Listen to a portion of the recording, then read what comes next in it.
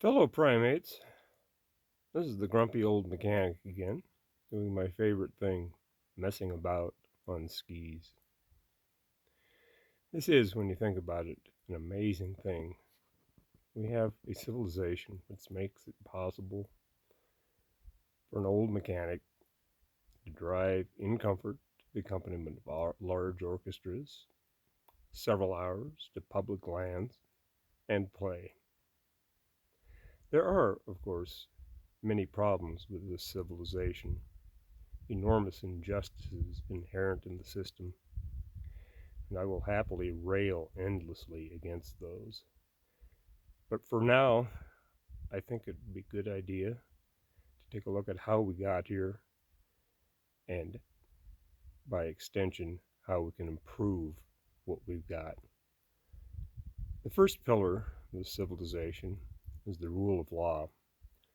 The notion, as to paraphrase Frank Wilhoit, all of us are equally bound and protected by the laws.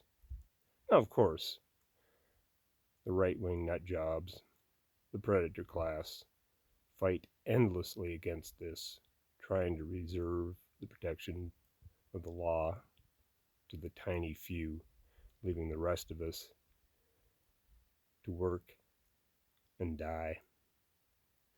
But it is a testament to the enormous power of this idea that we have gotten so far.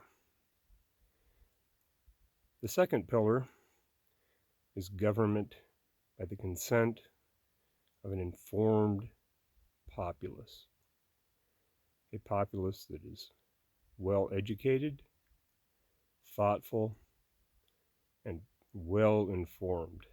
Again, this is under attack by the predator class. They're doing their best to promote lies, mistruths. But again, it is a testament to the enormous power of this idea that we've gotten so far. The most important pillar of our civilization, though, is science.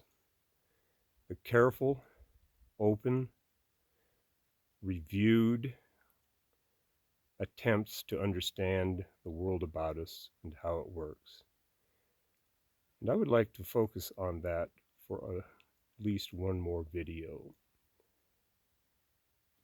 Partly because not only is it the most important thing to how we got here, but it is under attack not only by the predator class, but bizarrely, to a certain extent, by people who are liberal and progressive. There are a few reasons why this attack is so strong. The first is the inherent tendency of humans to trust their intuition, look at the world around them, and come to their own conclusions.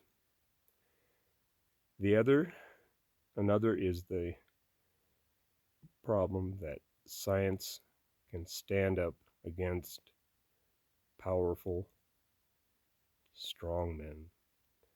And this is really one of the biggest problems that we have. A scientist can say to a strong man, yes, mercury is very efficient at removing gold, but it poisons everybody.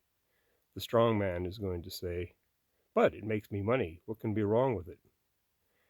The scientist will say, pumping large amounts of carbon dioxide into our atmosphere is a bad thing.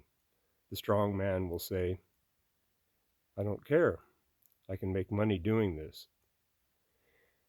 And this is, since much of the science denial is an existential threat to our civilization, I would like to at least spend another video on this. And I will do it with the proxy of moon landing deniers. I will be charitable to the science deniers and imagine that they deny it because they are unaware of how much is out there.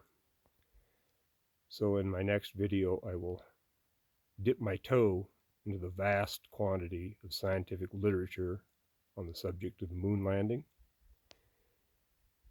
and use that as an example of what happens with everything else, everything that conspiracy theorists think is right, that has been looked at and answered by thousands of people who have carefully studied the subject. Adios.